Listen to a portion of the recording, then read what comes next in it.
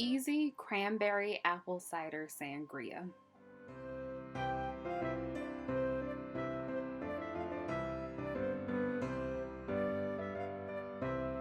So first I started with the ingredients. I pre-measured them. You can check the box in the description to actually find a collection of the ingredients and listed below the actual measurements specifically. First, I started off with a Chianti for the red wine that I chose. You can really use whatever you want. It's just a matter of preference. I chose to go with a sweeter, more dessert wine. Next, I used an apple cider. That is about 3 cups.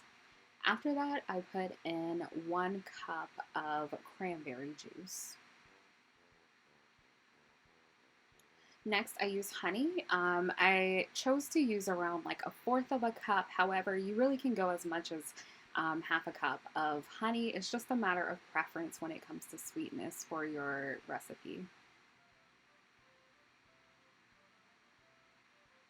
Next, we're going to do some diced apples. I do realize that I put too many in to begin with.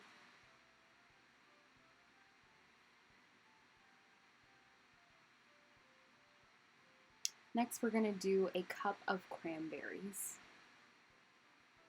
And so now we're just going to let it chill. You can do it as much as overnight, but really 4 hours should be sufficient before serving. And now I'm going to show you how to top it off to make it look extra special.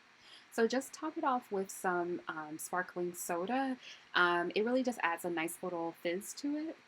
And just top it with a cinnamon stick for garnish. Thanks for watching, and please like and subscribe for more videos.